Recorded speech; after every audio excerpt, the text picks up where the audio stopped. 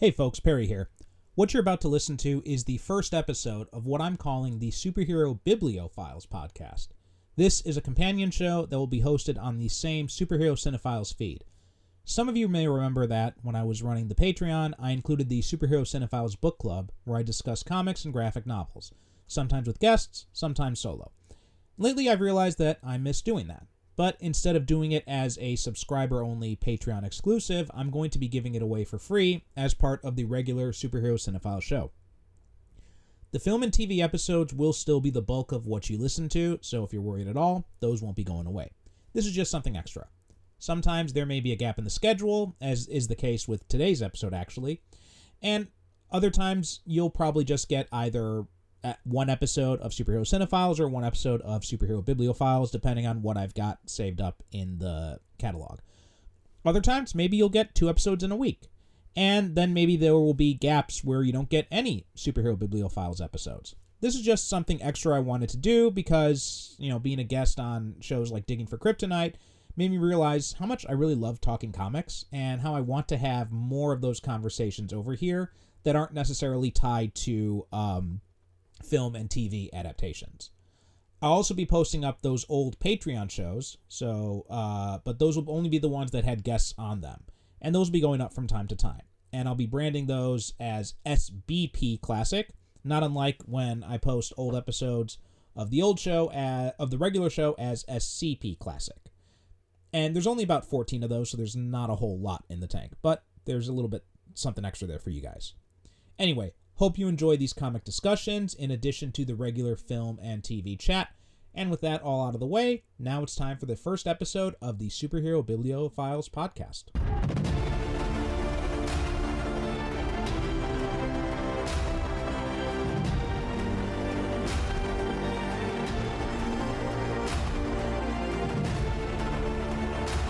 Welcome to the Superhero Bibliophiles podcast. This is a special companion podcast to the Superhero Cinephiles podcast. Many years ago, when I was doing a Patreon show, I had given fans a bonus episode where we were talking about comic books, graphic novels, all that kind of stuff.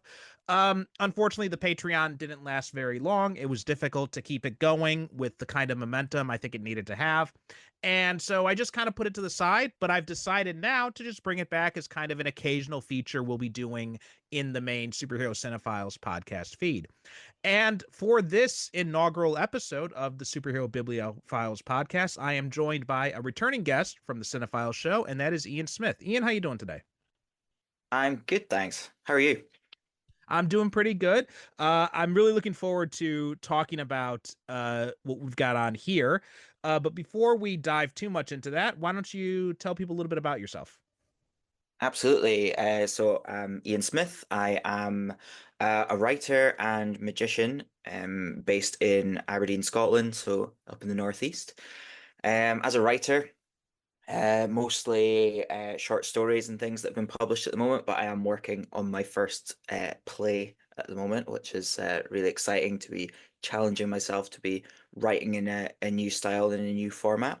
And as a magician, I go out and perform and try and give people something they don't expect. At the end of last year, a show I was in with uh, 3 other magicians was voted the best magic show in the UK by readers of a website called Magic Seats, which was a very nice way to round out the year. So, yeah, lots of creativity, real focus on storytelling, which is one of the reasons why I absolutely adore comic books.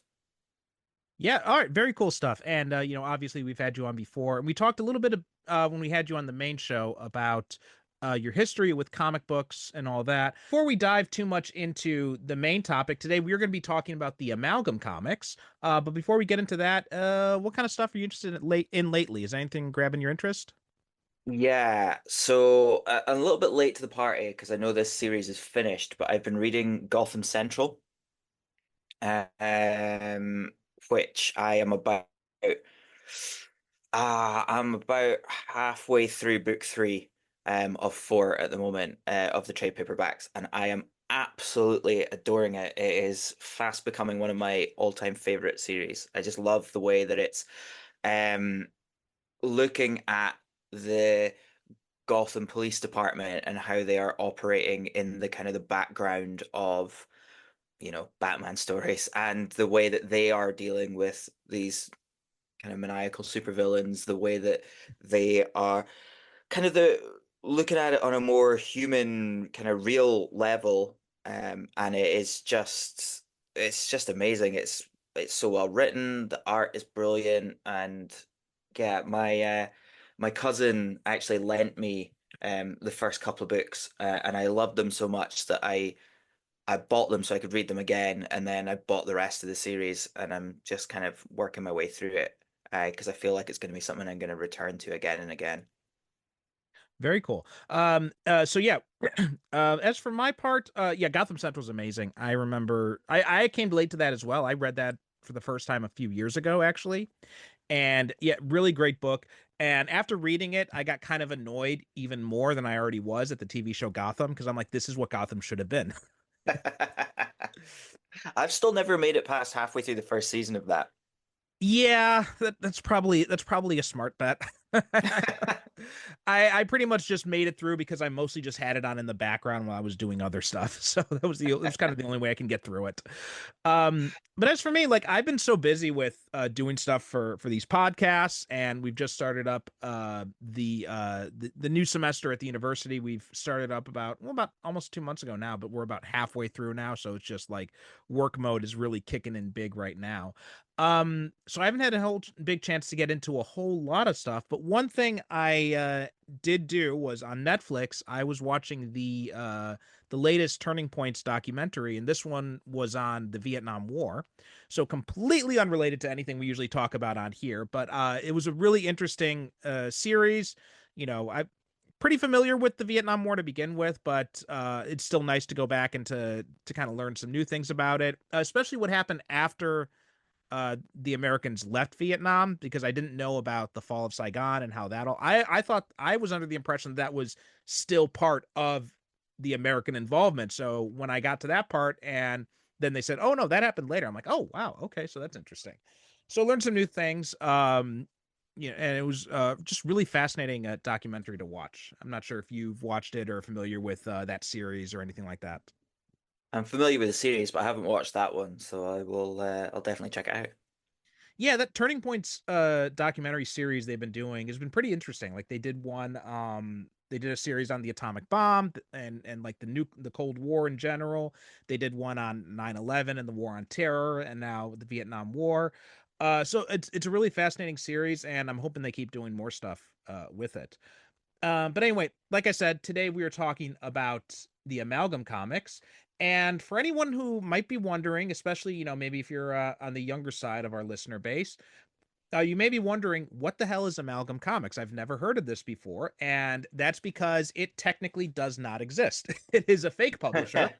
Um, it was a collaborative publishing imprint that was shared by DC and Marvel. So back in 1996, Marvel and DC decided to do a big crossover event called either DC versus Marvel or Marvel versus DC. I think they alternated titles depending on who was publishing which issues. Yep.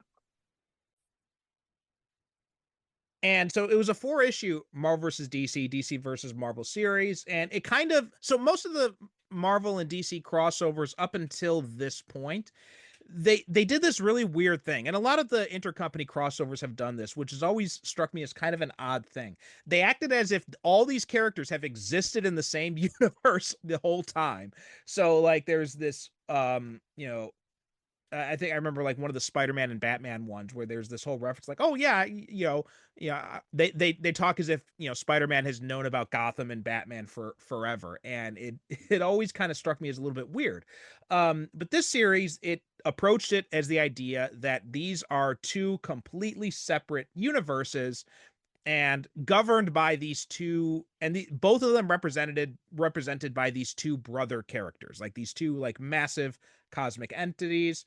And the idea was these entities, they discovered each other's existence for the first time and they decided to engage in this competition between them, kind of very similar to like often in the classic Avengers comics, you would have the games master or the grandmaster always like pitting up different heroes in games of or the original Secret Wars type thing where they get a bunch of heroes and villains, just had them fight out.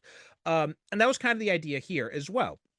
Now, the conceit of this was that they picked 5 matches that were going to be kind of the headlining matches. And so it was Superman versus Hulk, Spider-Man versus Superboy, Batman versus Captain America, Wonder Woman versus Storm, and Lobo versus Wolverine. And the conceit behind this is the fans were allowed to vote on who the winners would be. So there was I can't remember exactly where it was, but there was at some point they'd done a contest. Maybe it was through Wizard or something, I don't know, but they had ballots, and the readers were allowed to vote on who they thought would win each of these matches. And that led to, and it basically became a popularity contest, because then that led to obvious things like Wolverine beating Lobo or Storm beating Wonder Woman, even though that seems kind of ridiculous otherwise. But one of the interesting things about Marvel vs. DC is at the end of the 3rd issue, that was the final battle of these 5 matches, and it was Batman and Captain America. Captain America lost, and then you had this other character, Access, who was like this go-between character in the co-owned by both of the companies. And he had put some sort of power in the two right before the brothers decided they were going to merge their separate universes together. And at the end of Marvel vs. DC number 3, they showed this splash page of all these new characters who were amalgamations of Marvel and DC characters. And then after that, so they had these different one-shot issues that they had released. And the interesting thing was, it wasn't like this universe was starting off from scratch. They were dropping you right into the middle of the universe. So the characters had all this existing history. They had editorial footnotes referencing past events and past issues of comics that obviously never happened. So you had these fake letter columns that were referencing all these different past events, and the fans commenting in on stuff they wanted to see in the issues coming up, referencing other characters, other amalgamated characters they wanted to see, talking about past things that they had done, all that kind of stuff. And it was really kind of a hoot. And it was a pretty popular experiment. So even after Marvel vs. DC ended with the 4th issue, about a year later, Marvel and DC did another round of Amalgam Comics with other 12-shot issues, some of them featuring some of the returning characters, some of them featuring some new characters. So all of that, kind of history and everything. What was your history with Marvel vs. DC or the Amalgam Comics? So I actually discovered Amalgam before I knew about Marvel vs. DC. I remember picking up one of the Amalgam trade paperbacks in the library and just kind of going, what is this? This is amazing. Because obviously I knew about Marvel, I knew about DC. I was reading those comics anyway, but I was kind of quite young when they came out, so I wasn't regularly buying comics in the way that I maybe was later. So I kind of found this this uh this in the library, and I was just like drawn in by it. It's got a little bit of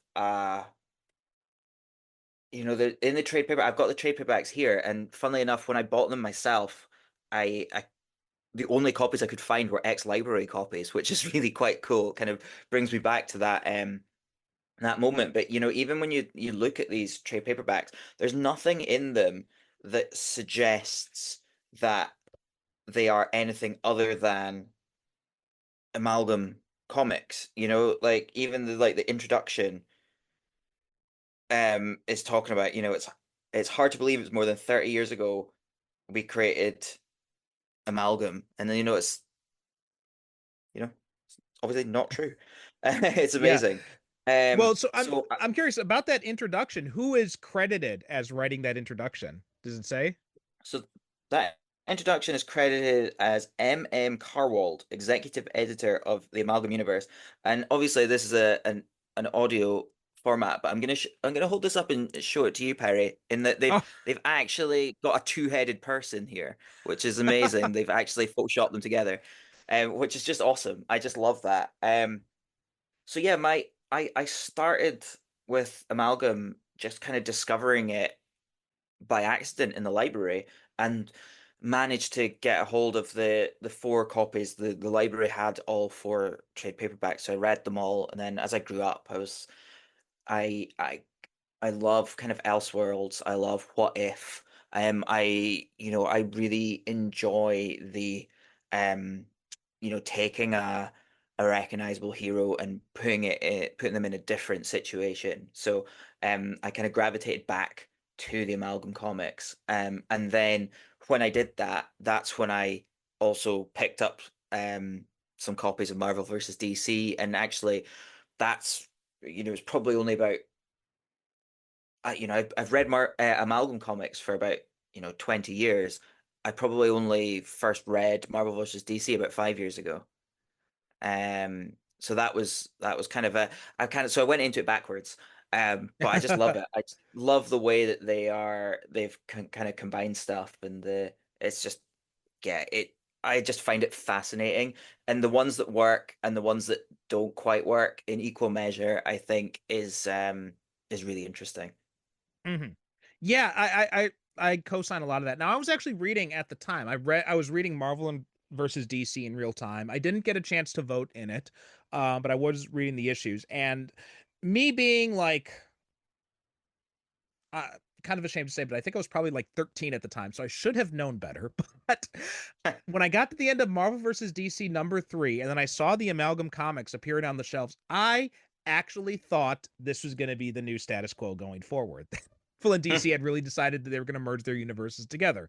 Um, I'm a little bit embarrassed to say that as a 13-year-old, I got suckered into this.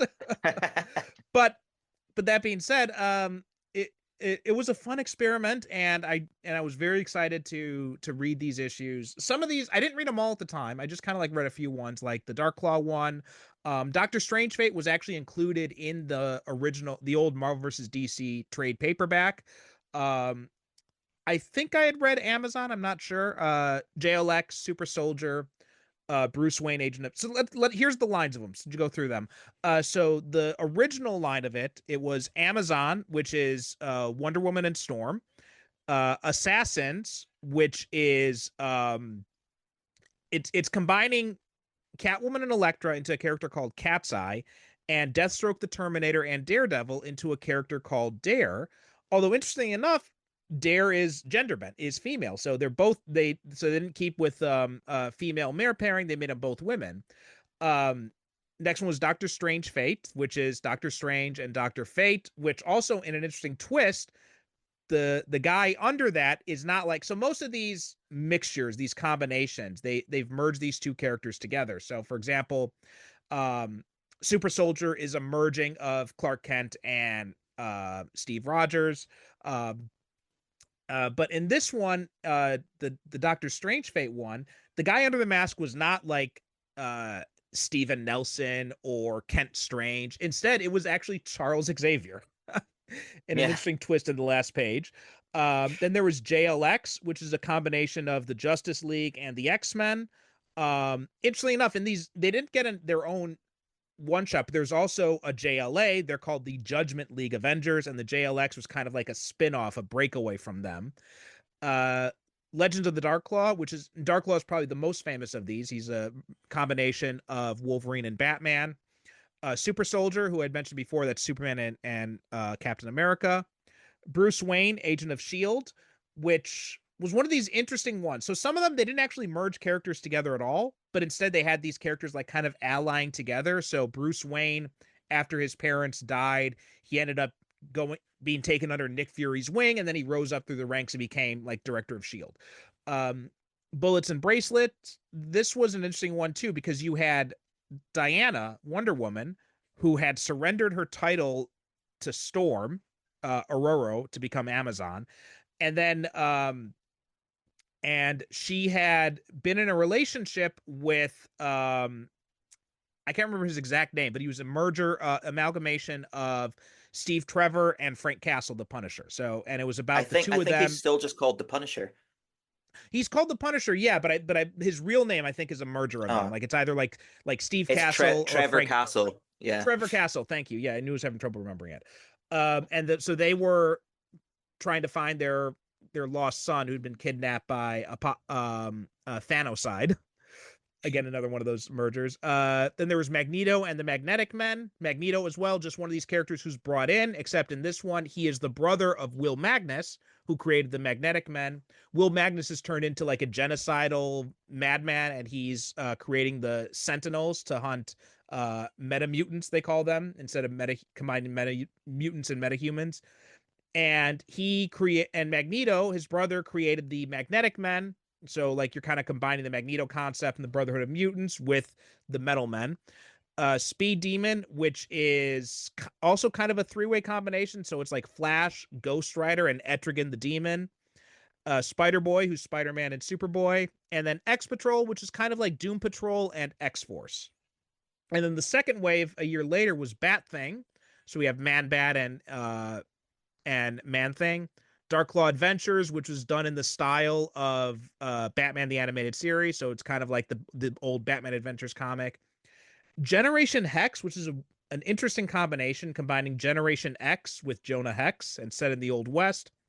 JLX Unleashed, again bringing back the X-Men JLA combo. Lobo the Duck, combining Lobo and Howard the Duck.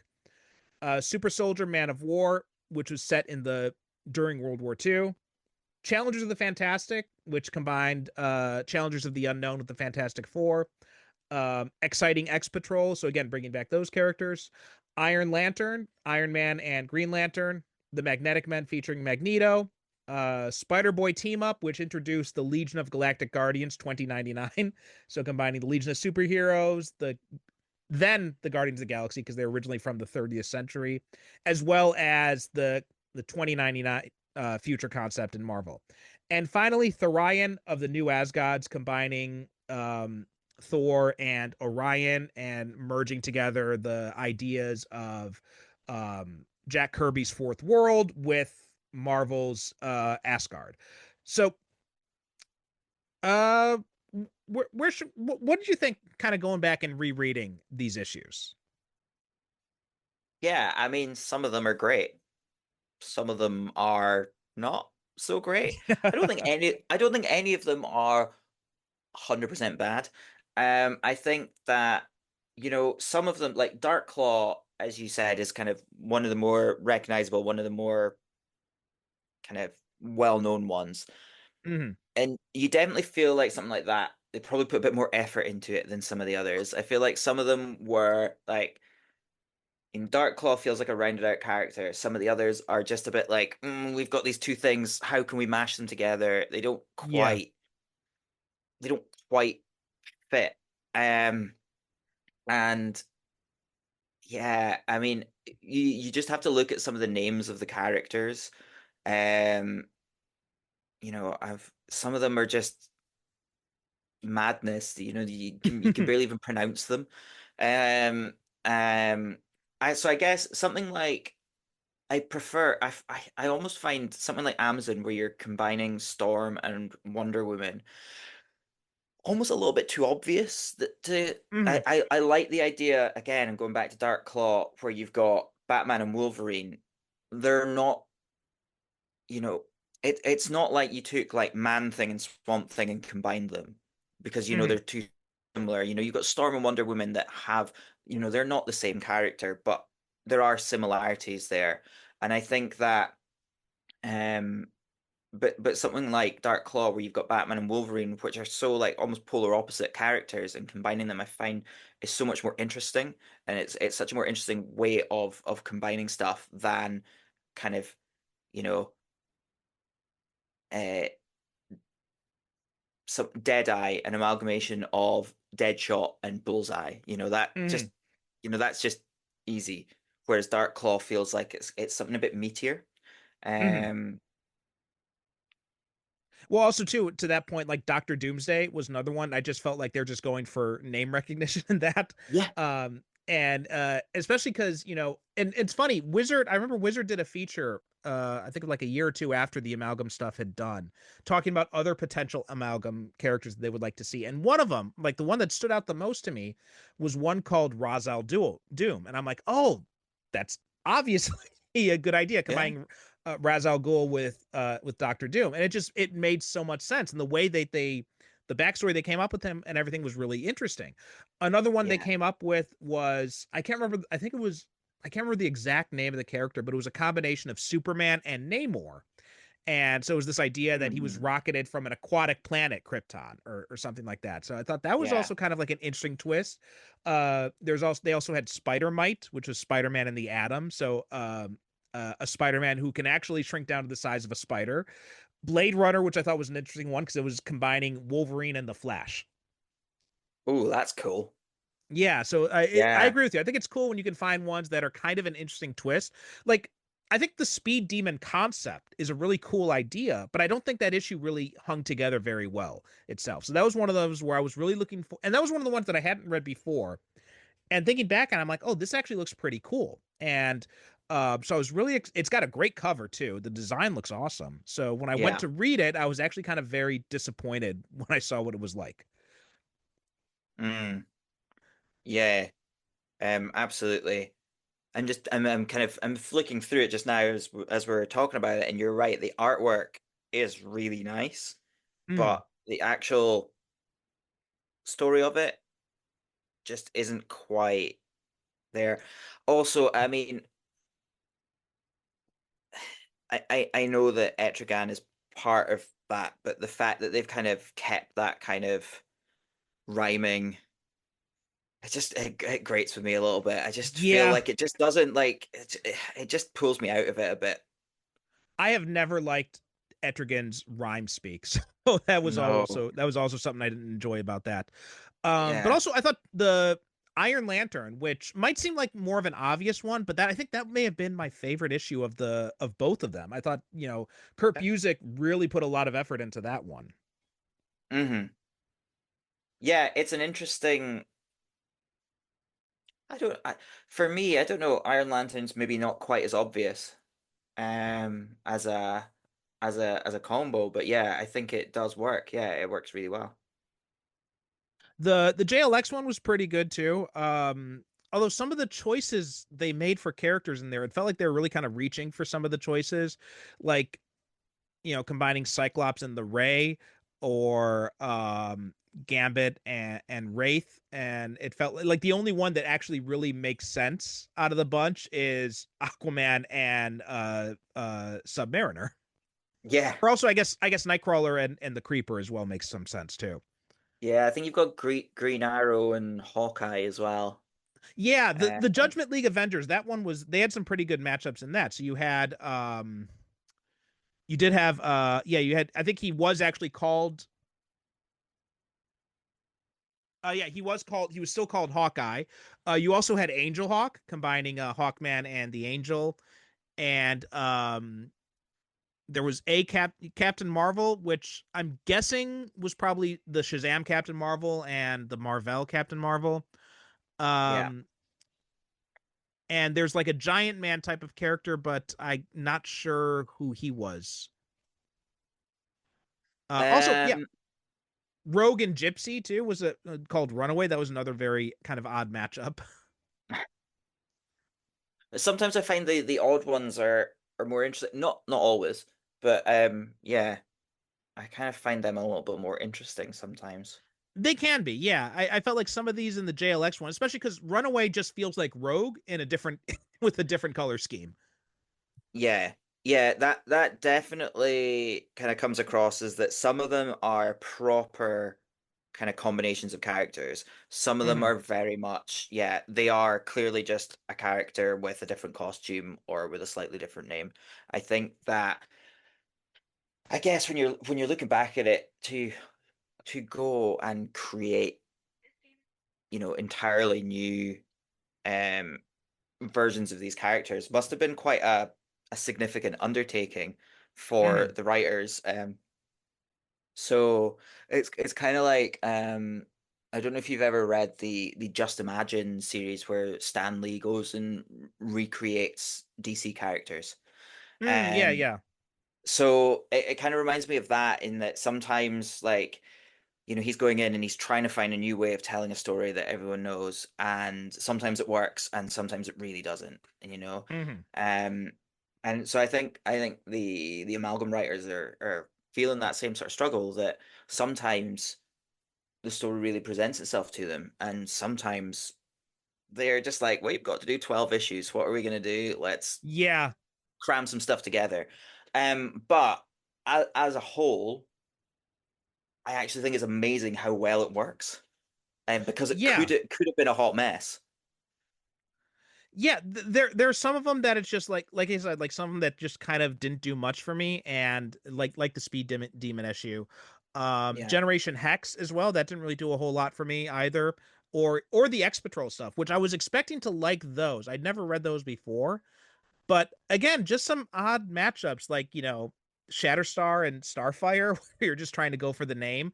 Um, Yeah. where you had Elastigirl, who is, I guess she was supposed to be the Wasp and Elastigirl, but which again is weird because why are you taking a Avengers character from here? And then also she got added gave I guess for some X touch they gave her Domino's little eye signature thing. Yeah. And also, yeah, Niles Calder and Cable was also kind of a weird choice to mix together. Um, also, I wasn't very. I was hoping to dig the Magneto ones because I love Magneto as a character in general, but I've always I always joke that nothing can make me interested in the Metal Men, and I thought, well, maybe I'll get interested in them after from this. No, not even Oh, adding Magneto into the mix to get me interested about the Metal Men. It's just like the characters just had they just felt like no personality to me. yeah. Yeah, absolutely. Um, Another but one that seems like, oh, sorry, go ahead. no, no, I was gonna say this. There's so many stories going on in this.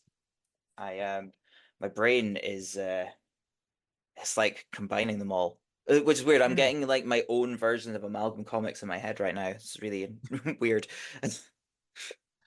Well, one of the things I did like, and this is one of the mergers that again seems kind of obvious because you're talking about the Kirby influence, you're talking about especially because the fourth, but it was Thorian of the New Asgods.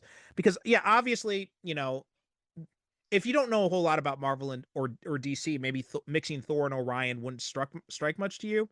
But if you do know and you know some of the history behind it, like Jack Kirby's whole concept for the fourth world was that it was basically Asgard post Ragnarok. So Yeah. actually doing that in the pages of the Amalgam book, I thought was a really neat twist, especially because it ends on a way that shows another evolution of the character moving into another stage of existence. So I thought that was really kind of cool.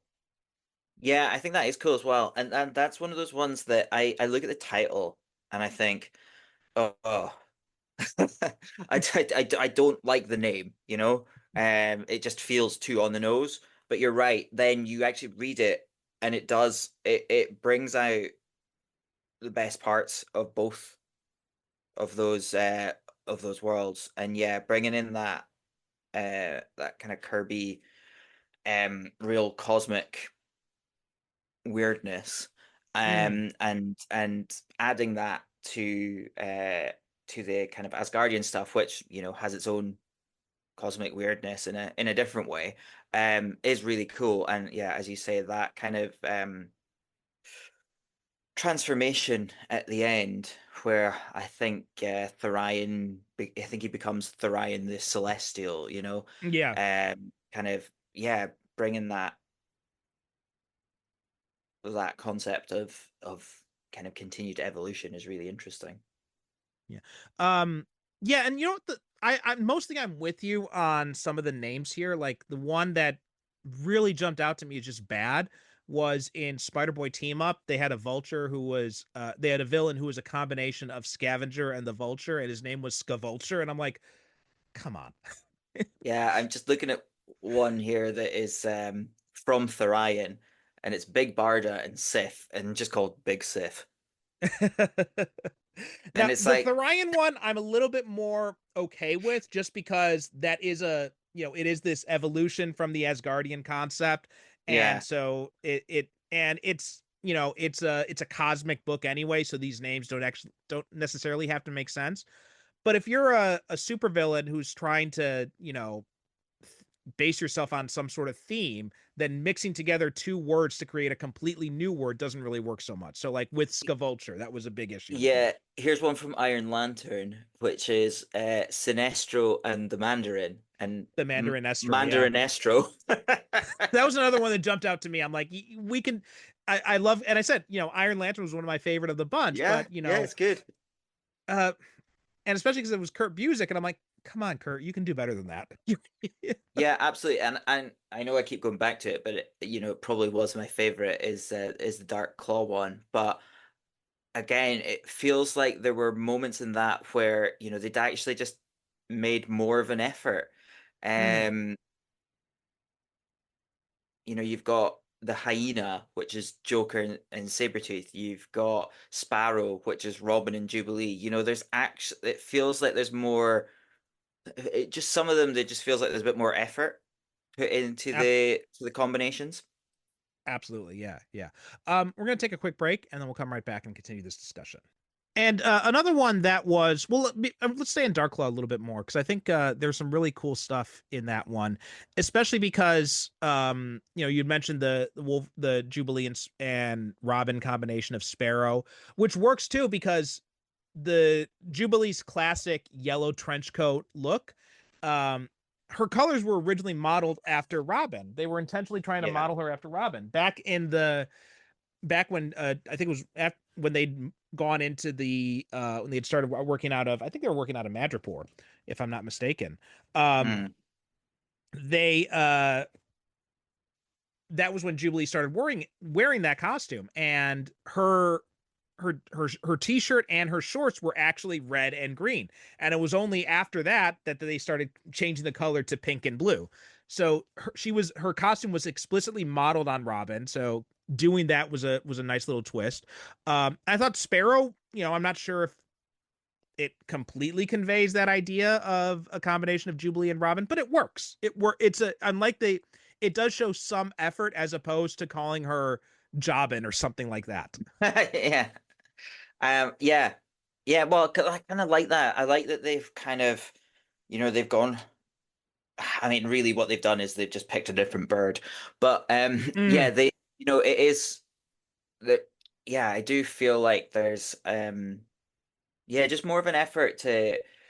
It just feels like a more rounded character. For me, this book was one of the ones that, because the books are supposed to be part of this long-running amalgam universe that obviously doesn't exist.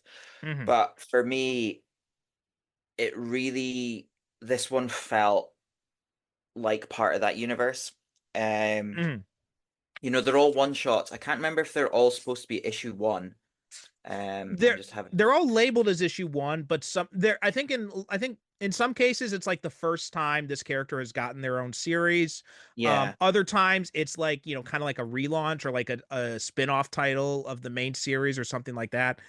Because there had been other references Mm. to some of them, to other Yeah. titles So, like so I do. Yeah, yeah. Because I'm looking here in the Dark Claw one. It talks about the first appearance was Sleuth Comics. yeah, Uh, yeah, yeah, Things like exactly. that. So yeah, I do. For me, this is one of the ones that actually felt like it was part of a universe and not Mm, just like a one shot. yeah, Because it wasn't, you look at like Amazon and it's like an origin story.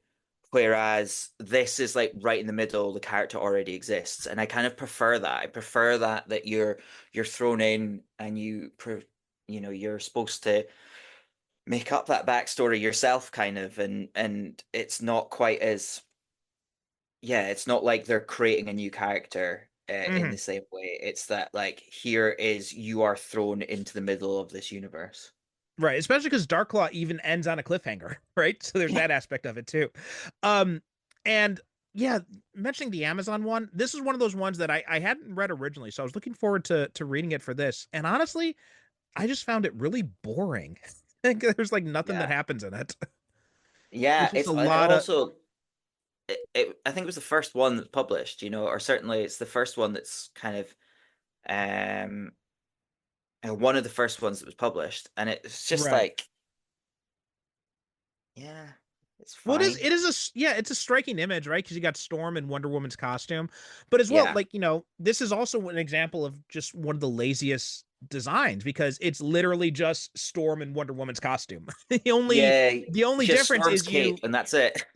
her cape, and then they extended the length of the boots, and that's it. And Yeah. so it's just not a really not doing anything really creative with that. Um, Yeah. and The Challenge of the Fantastic, that was another one that I thought was kind of interesting because here we and I have no frame of reference for the Challengers of the Unknown. So basically all I know of the Challengers of the Unknown is the running gag in the Teen Titans Go movie about how nobody knows about them. Um Yeah, I must admit I'm the same. They're one of those ones that, like, I know the name and that's about it. but this is one too where it did feel a little bit lived in because they had these characters had, or some of them had appeared in the Spider-Boy series from the first line, Yeah. and they'd found some interesting things. So the Reed Richards amalgam, the prof, he ends up using Doctor Octopus's tentacles, and Yeah. they found interesting ways to kind of like give them some degree, some idea of the powers that they had as the Fantastic Four because the Challengers, my understanding is that they didn't actually have any powers. Yeah, I think, yeah, it was more of a like a spacefaring sort of um style of comic. Right. I think when we're talking about Challenges of the Fantastic, we have to definitely spend a little bit of time talking about the Silver Racer, who is the amalgam version of the Silver Surfer, but is on skis. Yeah, well, it's combined with the Black Racer from DC.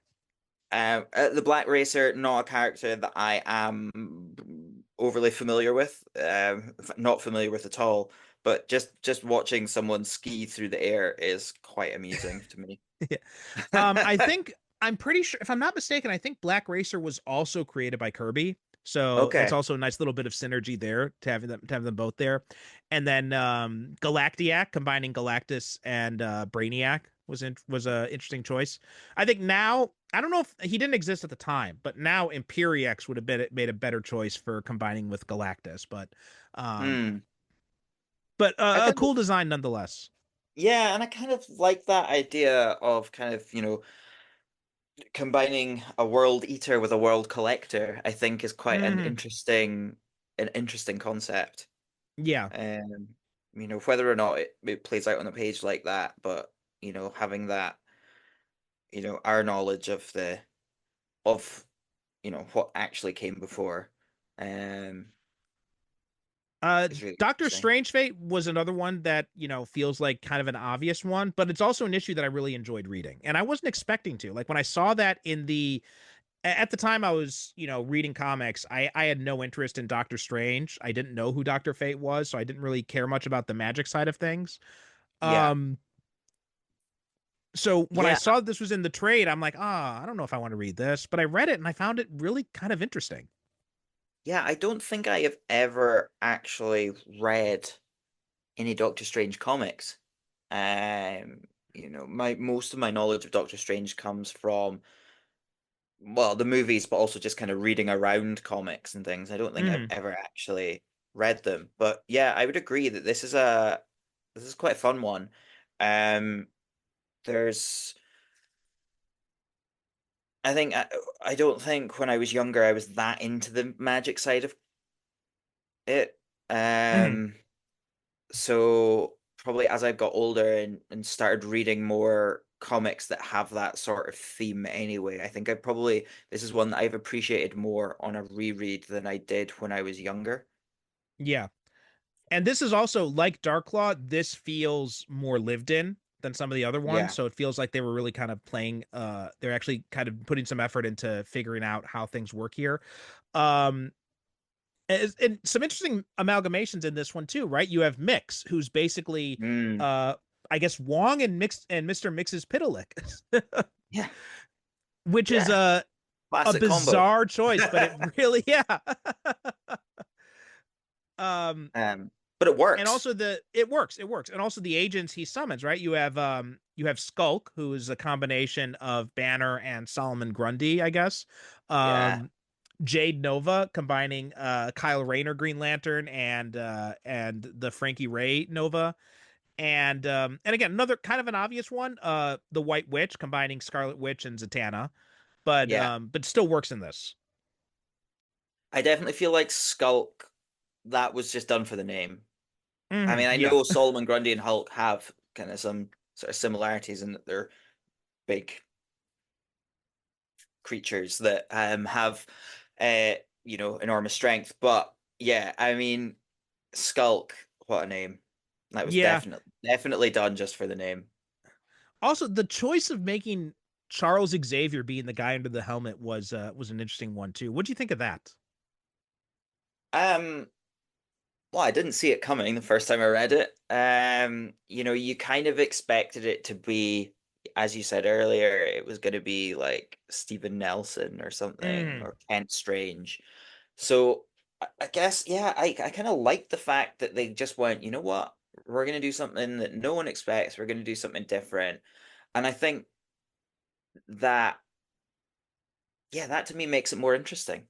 I hmm like it. I think, as I said before, the ones where it's a bit more obvious. Yeah, so for me, Doctor Strange and Doctor Fate, combining them is quite obvious. So hmm so to give it that wrinkle, that something a bit different by bringing in Charles Xavier, instantly makes it more enticing to me. Instantly makes it less of a lazy combination and more of like, oh, okay, they've actually thought about this and they've done, they've not just combined the two characters that have a similar name. They've hmm actually thought, right, how are we going to do this in a different way that's going to be interesting for the readers. Um, They also had I find it so the oh, sorry, go ahead. I find it interesting as well. There are some, there are I think there's a couple of characters that have a bit of Charles Xavier in them, and I find it interesting that there are some characters that have um that kind of pop up in multiple amalgamations, and some that pop Yeah. up in just one. Yeah, so you Which I had find quite that interesting. no that yeah, that's a good point because you had well, Jimmy Olsen is one example of that. He Yeah, appears as Jimmy Urich in combining him with Ben Urich in the Assassins one shot, but then Jimmy Olsen also appears as he was Super Soldier's wartime photographer, and now he's an old man in the present day with the Super Soldier. Um, but also you have Cable appears twice, right? In yeah. Assassins, you have Wired, not the most clever name, but at least it combined with Manhunter. So you mix up Cable and Manhunter. And yeah, the name Wired is not the best name, but it's better than like we were saying, like Can Hunter or something, I guess. Yeah. But like we said, he'd also Cable was also used in the X Patrol, merging him with Niles Calder. So that was another interesting choice. Yeah, Assassins, I was actually kind of surprised at how much I liked this one because it didn't it look interesting at all when I saw the cover, and this is one of the ones that I skipped the first time around.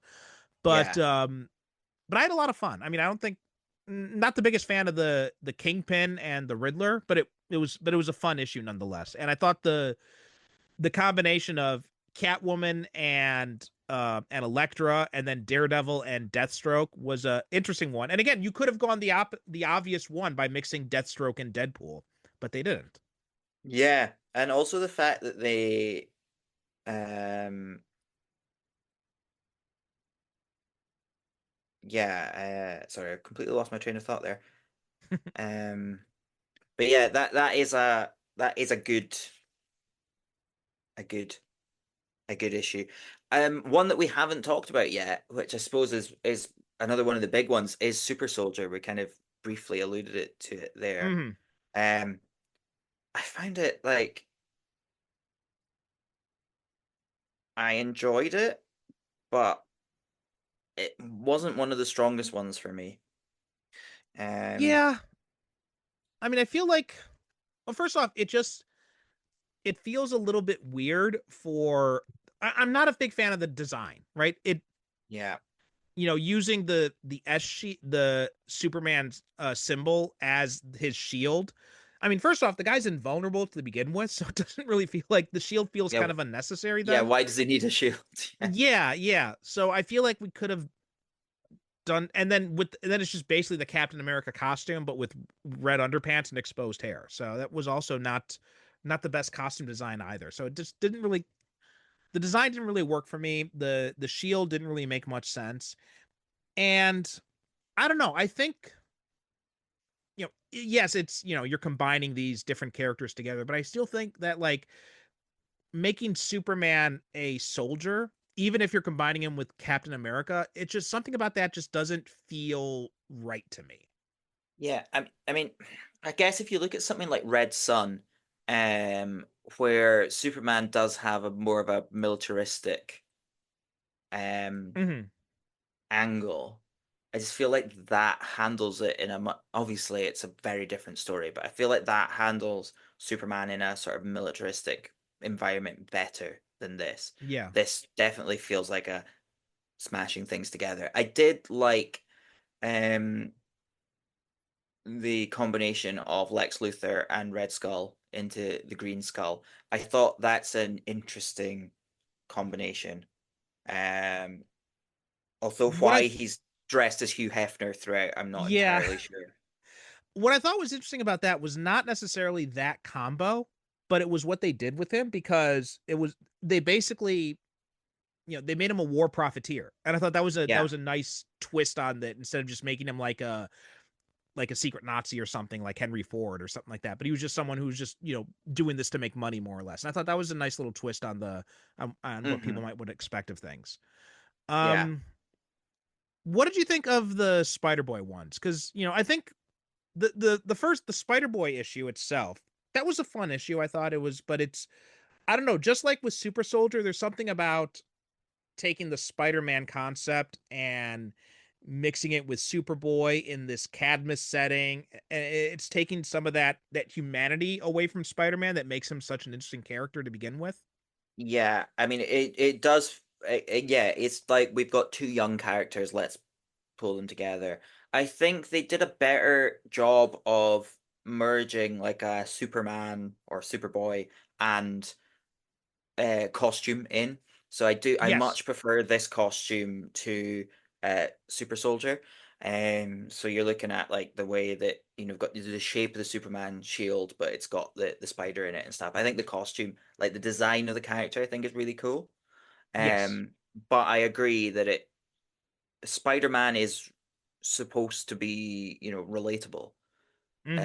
as much as possible. He's like the everyman that happens to have got powers, and his comics are all about the difficulties between being a teenager and living your life and Hmm. being a superhero and juggling that. And I think you're right that adding in the kind of the Superboy element of that maybe, as you say, removes a little bit of the humanity, removes a little bit of um the relatability.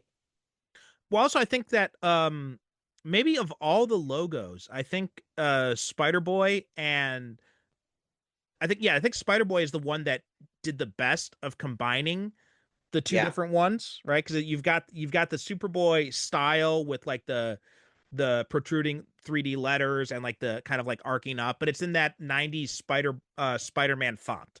So it's Yeah, like the perfect merging of those two logos together. absolutely.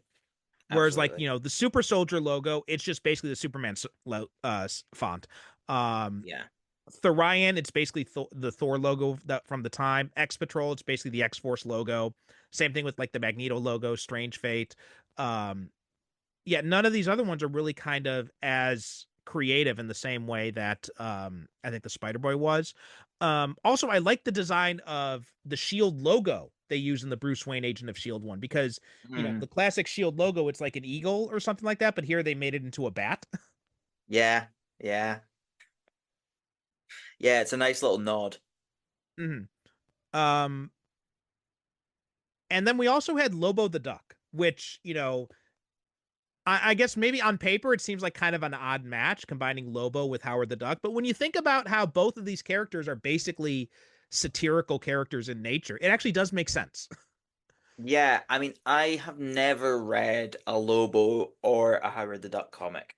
So, um, so while I know of them both, that one for me was really interesting because it was kind of I was going into it Hmm. with less preconceptions, I guess. Um, I mean, it's weird, but I mean, from what I gather, both of their comic series are weird. So, Well, my I think my own that. Sorry, go ahead. I was gonna say my only my only connection to Howard the Duck is that horrible film. So, Oh, uh, yeah, uh, my whole thing with Lobo the Duck is I think the concept is really cool, but I think that I think they got the wrong writer. Alan Grant just doesn't feel like the right writer for this kind of comic. I really feel like you should have gotten, you know, like Keith Giffen, who had written some of the other ones, would have done a much better mm, job of doing blending this kind, taking on this kind of like humor and satire type stuff. yeah, Um, and Spider Boy team up, that one too. Like again, like with the Metal Men, I've never given a damn about the Legion of Superheroes, so that didn't do much for me. In fact, I couldn't even point. I couldn't even if you asked me to. I don't think I could tell you who many of these Legionnaires are no, combining. no, absolutely not. It's not. Yeah, again, just something that I've not read. Um, I liked Dark Claw Adventures, so the one where they're taking Dark Claw and putting it into that Batman animated series style. Mm, Again, I thought that was a nice way, like when they did the return to it, it wasn't like, hey, we're just gonna do, they ended Dark Claw on a cliffhanger. They could have continued the story, but actually they mm, went, you know what, we're gonna do something different. Um, and I just thought it was quite cool that, they were obviously responding to what was popular at the time, yeah, and that, but yeah, I like that it's that whole thing of, when you've got multiple runs of the same character going on at the same time, and they're all kind of slightly different art styles because they've got different teams working on them. mm, Um, I like that they were kind of representing that in the Amalgam universe. yeah. That was quite cool. I didn't like the Roz apocalypse though. That felt No, like, yeah, I mean that just felt like, again, what names can we mash together? What yeah, yeah. basically what villain starts with A? Yeah, basically. Let's try Apocalypse, and that'll find do. someone connected to Wolverine, so that'll work there. Yeah, Um, so I guess we also had Bat Thing. We haven't talked about that yet. Do you have any yeah. thoughts about Bat Thing? Bad things and yeah. Just double check my notes on that one. Um, yeah, I For think me, yeah, it didn't strike me. It didn't really do much for me. I mean, I thought, you know, the art looks good. Um, but I don't know, maybe I'm just not as familiar with my only familiarity with Man Bat comes from, you know, the animated series. So I don't think I've ever read any comics with him. hmm Um, and Man Thing, I've only recently started to read some of his stuff. Um, one of the big things about Man Thing is that it really depends on the human characters because you know the titular character isn't doesn't really have a personality. He's a lumbering monster. So, and yeah. I don't feel like the characters surrounding Bat Thing really did a whole lot to get me invested in the story. No, I kind of do like though that kind of it leans more into the horror side of things Mhm. than any of the other amalgam ones do. Um, it it's yeah, I guess there's that whole side, especially in DC, where you've got that kind of darker like Hmm. Justice League Dark and things where you've got those kind of darker characters. Um, and so I think that I did like the fact that they were kind of leaning into the kind of the more horror aspect. And actually, there's quite a strong police presence in those human characters alongside it. Hmm. Um, which is interesting because I was rereading this at the same time as I'm reading Gotham Central. Hmm. Um, so it was interesting to see the kind of, even some of the same characters, Bullock is in this, um, or a version of Bullock. And so Hmm. then to be reading kind of two versions of that at the same time was quite interesting. And it is, I suppose it does kind of touch on kind of a similar theme in points of how the police department are dealing with like a superpowered villain, um, when they are, just human. Hmm. Um, so yeah, I quite liked it. Maybe it was probably one of like the middling ones for me. It wasn't one Yeah. that I thought was like a complete, oh, I'm not sure about this. It Yeah. wasn't one that I thought was amazing, but yeah, it was somewhere in the middle for me. Okay. Yeah. And Jonah Hex, or not Generation Hex. What do you think about that one? Um, Again, though, I mean that one was just someone came up with a name and then Hmm. mashed some things together. It Yeah, it was fine. Hmm. It I don't think it was a standout one for me Yeah, at all. definitely not for me. Definitely not for me either. The most interesting thing about Generation Hex, I think, was actually the way they did the logo, because Yeah, they basically used the reverse fonts for each part of it. So Generation is done in the Jonah Hex font, whereas Hex is done in the Generation X font. So they just flipped those two around. So I thought that was the most interesting thing I found about that. yeah. I'm not sure they made the most of the Wild West setting, that Nah. they could have. I'm also not. The art isn't my favorite, in that one. Hmm. I just, yeah. If I'm being perfectly honest, I don't have much to say about it. Yeah, yeah. Um, so let's kind of switch gears a little bit. So we do have this, Marvel and DC are now partnering up and doing some new crossovers. At the time we're recording, they just announced like a Batman and Deadpool crossover. I think they announced another one too. There's also going to be this like omnibus of Marvel and DC crossovers from the past. So like the Marvel versus DC event. Some other stuff too. I think like they'll have the X-Men New Teen Titans. Uh Superman, Spider-Man. I think they also have like the Batman Spider-Mans in there too. So a bunch of these different ones are going to be appearing in that collection. I have not yet heard any word if they're going to have any of the amalgam stuff in there. But with Marvel and DC now playing nice together for the first time in like 20 years, um would you like to see another stab at the amalgam Yes, concept? 100% yes. I would like to see where some of these characters are now, and I would like to see what new, obviously, since these were published in the 90s, lots of new characters, lots of new takes on characters. I would Mhm. love to see what they did with it now. Um, yeah, I'm now just trying to picture in my head like what amalgam character I would love to see. Um, So God, it's- the here's the, the opportunities are endless. There are, yeah, yeah. And I'm thinking about like I think, and it might be a little bit obvious, but I think a Batman and Iron Man one actually would be pretty cool to see. Or even, you know what, here's another one, Spider-Man and Batman. So like, that Mm. in that case you're taking two very different characters, very different concepts, and then just trying to see how they can fit together would be an Yeah, interesting however, two characters exercise. that are driven by the death of a family member, Exactly. or Yeah. multiple family members. So I think, yeah, that for me is really interesting. Yeah, I would like to Um see that.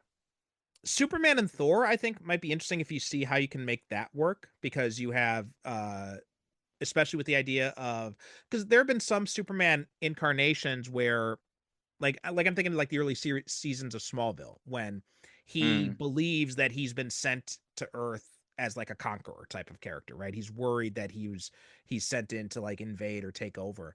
And then he finds out obviously he wasn't. He was sent for benevolent reasons, but with Asgard as like a, you know, more of a warring culture to begin with, and you know, if you had like a young Clark Kent sent from as planet Asgard or something like that, or something along Yeah. those lines, that could be something interesting to play around with, like the idea of giving the powers of a warrior to this to someone who just wants to do good more than anything Mm. else and wants to reject that whole idea. I mean, might be an interesting way of doing that. Or also, obviously, you could also try doing Thor and Wonder Woman then as well, but that might be a little bit more obvious. Yeah, because I think there's yeah, I think that might be a little bit more obvious. I'd like to see, I'm not sure which DC team, but I'd like to see kind of the modern take on Guardians of the Galaxy combined Mm-hmm. with maybe someone like Teen Titans, might be an interesting one. They've kind of got that same sort of quirkiness, Mm-hmm. also a bit different, but I think that could be a really interesting crossover. You Um, also, if you could find some way to do maybe the Outsiders and the X-Men, or maybe take another stab at the whole X-Men and Doom Patrol idea, because that one I don't think really kind of, because that's something, especially if get Grant Morrison to do it. He wrote Doom Patrol, he wrote X-Men, then I think he could really come up with something interesting with that. mhm, absolutely.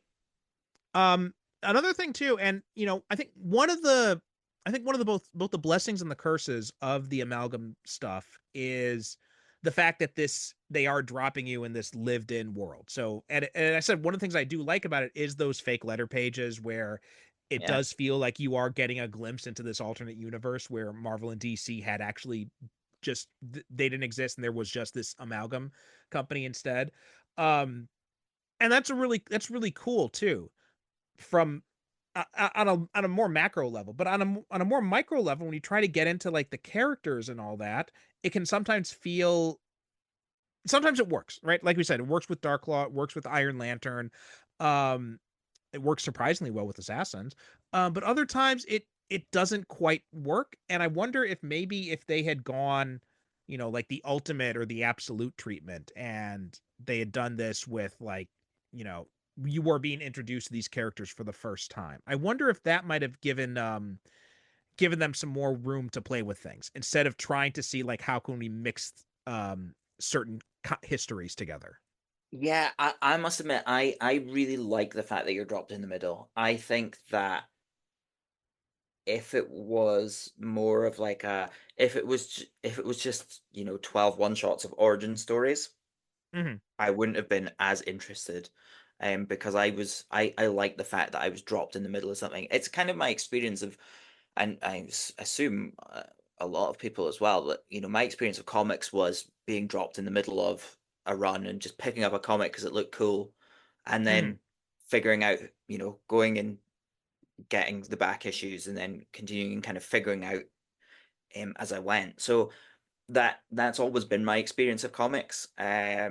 So for me, I kind of enjoyed that. I think, yeah, if it was all just origin stories, I would be, yeah, I don't think that this would have been as close to my heart. The only Hmm. way that I think I would have enjoyed that is if it was more than just a one shot. Like if they decided actually we're going to do a 5 issue series, then yeah, go for it. But because That it's a might be one interesting. shot, I Yeah. think it works that it's sometimes picking up in the middle of things and just actually getting into the action, because I do find that, while I absolutely love and adore superhero films, I'm kind of fed up of origin stories. Hmm. I'd be quite happy, if there was a new, I'm not talking about someone like Spider-Man or Batman where the origin's been, done so many times, but like, if they were to put a new hero on film tomorrow, I'd be Hmm. quite happy for them to not do the origin story and to just like kick in and they're already a hero. Hmm. Because I'm fed up of seeing people learn how to use their powers. I want some, some of the bigger action that comes with actually having established the character already. So I think Mhm. that yeah, by doing that, Amalgam have allowed themselves to tell slightly bigger stories in some of the issues by not being restricted to just like, here's how this character came to be. Mhm. Mhm. There was also briefly, I don't know if you remember this, but in they done two, I think it was two Access miniseries after this. One was called All Access, and the other one was called Unlimited Access. And they did merge together some of these characters. So you had like the Justice League and the X-Men were merged together. So you had mergings um like Iceman and who's this, Aquaman, or there's like I think a Superman and Bishop merger. And then when they did Unlimited Access, which I haven't read Unlimited Access, I don't think, but they also had some other ones. I remember one cover had like I want to say it was like the Electric Blue Superman and Thor, but I can't remember for exactly. Um, That rings a bell. yeah, Yeah. yeah. So yeah, it's a cool concept, and I think it'd be interesting to come back to this in some way. In fact, one thing I actually would really like to see is if you had like a Marvel versus DC fighting game that had an amalgam option. So where you could actually create your own amalgam characters and like take different costume elements from choose Yeah. two base characters, take different costume elements, choose like, a set of like have a limit of like what 10 fighting moves or something you could choose from them to like mix and match. And I think that would be really fun to do as well. Yeah, I'd buy it. I mean, I don't have a games console in my house newer than a PlayStation 2, but I would probably buy one just to play that. Also there are people, a lot of artists, that are doing, if you look up on DeviantArt or ArtStation or anywhere, if you just Google like amalgam, you'll probably find like a lot of artists like, doing their own fan amalgamations. And I'm just like, looking over some of them right now on DeviantArt. I just typed in amalgam into the search. And there's some really interesting ones. Like here's another version of that they did of Superman and Captain America that's called Captain Krypton. And they actually it actually looks like a much better version of I actually like this design much better. Let me share this with you so you can see what I'm saying here. Um but here it's like, it's like the standard. Oh I yeah. still don't understand the purpose of the shield, but it looks better. They kind of incorporate the Superman logo into the star instead. Um and it looks like they also combine like Captain Marvel and Supergirl, Steel and the Falcon. So we have Marvelous Girl, Steel Falcon, Dark Skull combining Darkseid and Red Skull, Brainum Zodiac as Brainum Zoliac. So Brainiac and Arnim Zolas. That's an example of just like mashing characters together. I like the idea of Steel Falcon there. That's quite a cool Steel Falcon combo. is, yeah, that's a cool one too. Here's another one with like the Creeping Wolverine, or Thunder God combining Thor and Shazam. So yeah, there's some interesting concepts throughout here. Ms. Wonder combining Ms. Marvel and Wonder Woman. Um, I I think that if they returned to um Amalgam, I mhm. think there would be a lot of love for it. I think so And too. Yeah, I think. and I think it would introduce a whole in the same way that the What If animated series introduced people to that kind of alternative reality stuff on a more mainstream level. You Mhm. know, I think it would be really interesting. Um, and as you say, it's really interesting to see Marvel and DC playing nice a bit more Yeah, again. Um, so yeah, I'm gonna say never, and I would loved it if they decided that they were gonna do some more because I think I'd be really excited. I'd be first in line to pick them up. absolutely. Yeah. All right. Well, that about does it for this episode. Ian, thanks so much for coming on and talking about this. So why don't you tell people where they can find you? Absolutely. You can find me on Instagram Ian Listens. You can find me on Blue Sky, Ian Smith. And yeah, if you want to find out a bit more about the my writing, you can find me on Goodreads as well. My name is spelled Ian, Eoin, and Smith as you would expect it. and you can find me there. I'm also involved in a grassroots community theatre here in Aberdeen, and we are currently fundraising to kind of keep the doors open and keep supporting young and emerging artists in Aberdeen. So if you would like to donate to that, head to aberdeenartcentre.com, and you can kind of support kind of young artists in the north of Scotland. Okay, awesome. Very cool. So we'll have links to that stuff in the show notes. As for us, superherocinephiles.com is the website, and we are superherocinephiles.com on Blue Sky, Super Cinema Pod on Instagram and Threads, although Blue Sky is mostly where you find me. And that does it for this episode. Thanks so much for listening, and we'll talk to you next time.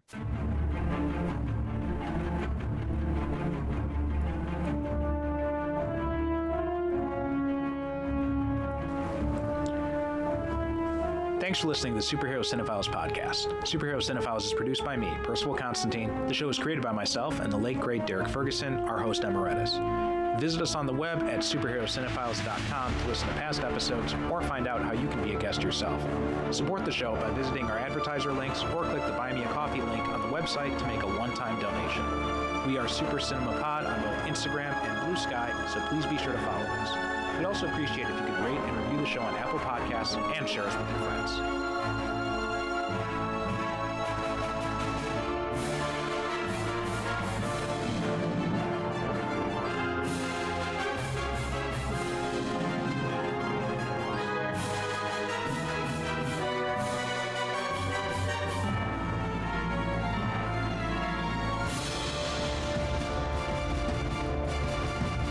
Thank you for listening. And as always, good night, good evening.